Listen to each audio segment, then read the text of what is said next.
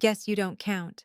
That's what my sister said when the seating chart put me outside by the trash cans. The hallway smelled like lilies and bleach. I could hear the DJ inside, counting down to the first dance. My mother adjusted her pearls. My father looked away. I tightened my grip on the gift I'd wrapped the night before, smoothed my wine-colored dress, and chose silence. No argument, no tears.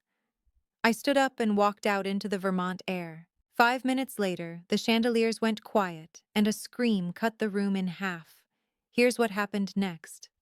The Vermont air was sharp that morning, the kind that smells like pine and money. My sister Laya had chosen the lakeside resort for its European charm, the kind of place where people took photos just to prove they'd been invited.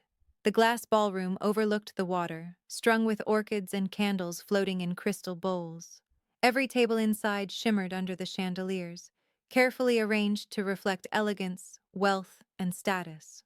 Mine apparently was out by the trash cans, a detail that felt deliberate rather than accidental. I drove up alone 3 hours from Boston, replaying Mom's last text in my head. Please, Amber, no drama today. It's Laya's day. That was all I ever was to her. An instruction, a warning label. Don't make noise. Don't take space. Don't remind anyone there's another daughter. Growing up, we were the cliché you see in family portraits, the golden child and the quiet one. Laya had ribbons and trophies displayed proudly. I had report cards no one looked at. She'd cry and get rescued. I'd fix things and get ignored. Mom said I was the easy one. Dad said I was independent. Both meant the same thing. Invisible was convenient.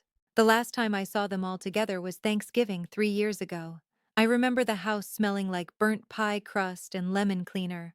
Laya was in Portugal with her new boyfriend, and for once the air felt light, almost breathable. Mom asked me to grab an old photo album from her vanity drawer. Instead, I found her little brown journal, edges soft from years of use. I flipped through it, curious, until I realized every page began the same way. Laya's first day of kindergarten, Laya's favorite meal, Laya's college acceptance. Not a single line about me, not my birthdays, not my name. When I asked why, Mom smiled like it was a silly question. You never needed the attention, honey. You were always fine. That night, I learned there are two kinds of forgotten: being lost and being erased. I thought about that journal as I walked toward the ballroom, heels clicking on marble. Through the glass doors, I saw them posing for photos. Mom in champagne silk, Dad straightening his tie, Laya glowing in white. She looked back once, saw me, and smiled the same way people smile at store clerks they won't remember. The coordinator intercepted me with her clipboard. "You're Miss Hayes?" she asked. "Yeah." Her polite smile faltered when she found my name. "You're listed for hallway seating." I laughed, waiting for her to correct herself. She didn't. Hallway seating next to the trash cans. I followed her hand toward the small folding table by the service doors. From there, I could see the entire ballroom, every sparkle, every laugh. But there was a wall between us, literal and otherwise. I set my gift on the table, a small silver-wrapped box I'd spent hours picking out, and stared through the glass.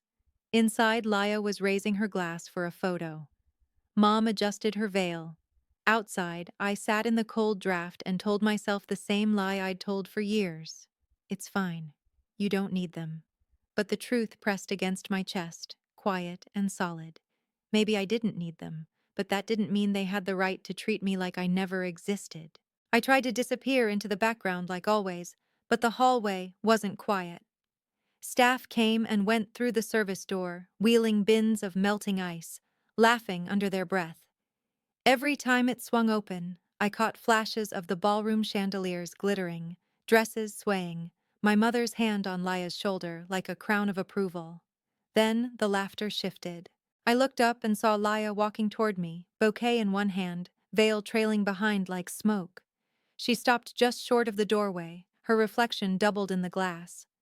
Two versions of her, one adored inside, one cruel outside. "Well," she said, tilting her head, "looks like they finally figured out where you belong." I blinked. What's that supposed to mean? She smiled, that half smile I'd seen since childhood, the one she used before stealing the spotlight. Guess you don't count. The words landed so softly I almost missed how sharp they were. Guess you don't count. Like it was math, like I was a miscalculation. For a second, I said nothing. My throat went dry, the kind of dryness that comes from swallowing too much pride. Behind her, the photographer called, "Bride, we need you back in the shot." She didn't move.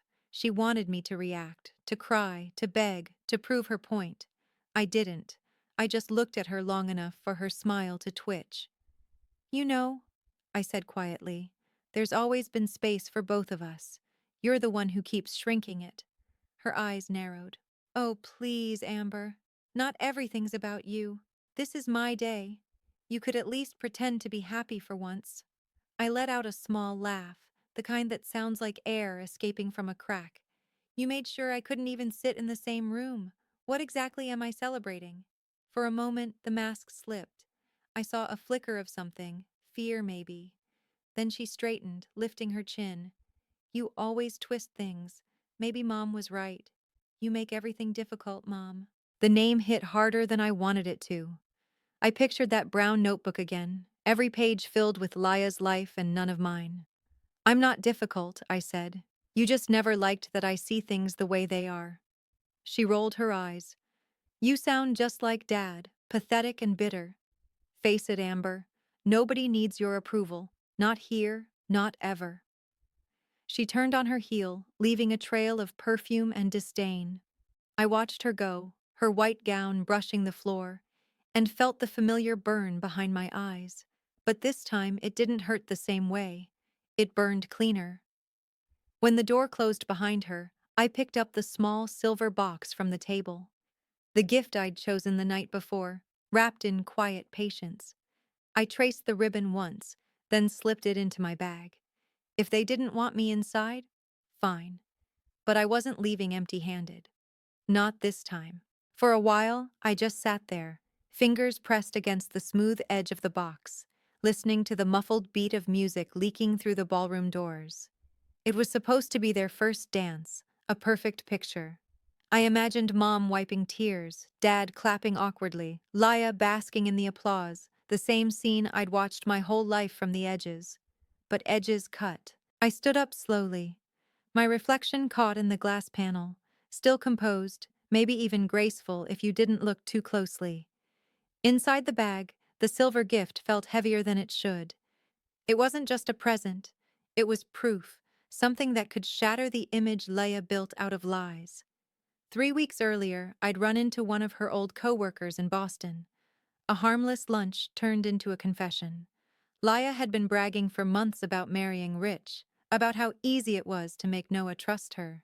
"He's sweet," she'd said, "but naive." A few fake tears and I get the house, the money, the last name. She'd laughed. My coffee went cold. I hadn't planned to use that information until today. Before leaving the hallway, I walked back to the reception table near the ballroom entrance.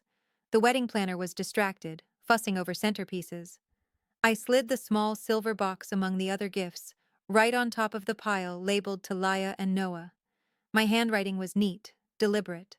Inside, on top of a crystal frame, was a folded note and a printout of the messages her coworker had shown me, screenshots and receipts. Not a threat, just the truth. I stepped back, checked my reflection one last time, and straightened my dress. My heart wasn't racing. It was steady, calm, in a way that felt almost foreign. Then I turned and walked toward the exit. The Vermont evening hit me with a rush of cold air. The lake shimmered under the lights, a mirror I didn't need anymore. I could hear the faint echo of clapping behind me, the crowd cheering for a dance I no longer cared to watch. For the first time in years, I didn't feel small. I didn't feel invisible. I reached the parking lot, the crunch of gravel under my heels like punctuation. No dramatic goodbye, no speech, just the quiet closure of a car door. As I started the engine, I looked back once at the glowing windows, the silhouettes moving behind glass, and whispered to myself, "Let the truth find its way." Inside the ballroom, laughter still floated above the music. A saxophonist hit a soft note. Glasses clinked. The crowd pressed closer around the couple on the dance floor. Laya glowed in that heavy white gown, the picture of perfection she'd rehearsed for months. Noah spun her once, twice, camera flashes painting everything gold. From outside, through the tall windows, the scene looked like a snow globe, sealed, flawless, unreal. Then the silver box was opened. It happened near the gift table. A cousin had gathered the presents, sorting bows and ribbons for photos. Someone suggested opening a few for the guests. Laya turned laughing and tugged the ribbon free. The paper fell away, the lid lifted, and inside lay the crystal frame and beneath it the folded note. Her hand hesitated. "What's this?" Noah leaned over. The note slid loose and landed face up on the table. His eyes caught the screenshots before she could snatch them. The music thinned. The violinist missed a beat. Laya's fingers shook. "This isn't real," she said. "Someone's trying to." Noah didn't answer. He just kept reading, page after page, each line worse than the last. "He's so easy to handle. Cry a little and he buys anything I want." Jokes about getting him to sign the prenup, about moving her parents into the guest house. A final message: "The house will be mine by Christmas." Gasps rippled through the guests. Phones came out. The photographer froze mid-shot. Her mother-in-law, Victoria, crossed the room with calm authority. "I think you should read the rest before you blame anyone," she said. "These came to me this morning. Apparently they were sent to the wrong thread." Laya's face drained of color. "It's real," Noah said quietly. "The dates match." He pulled out an annulment petition and set it on the table. "I already signed it." Laya stared at the paper, screaming, unraveling. The DJ turned off the music. Silence buzzed. Crystal shattered as the frame hit the floor. Victoria said calmly, "The only thing your sister did was tell the truth." Outside, I heard the scream echo across the lake, not out of cruelty, but closure. By the time I reached Boston, the sky was gray. 16 missed calls. I didn't answer. The quiet was worth more. I booked a trip. I chose peace. Silence no longer meant being unseen. It meant being free. At my sister's wedding, I was seated by the trash cans. This morning, I'm sitting by the river. Same silence, different meaning. Sometimes the loudest revenge isn't a scream. It's the sound of your own footsteps leaving the room.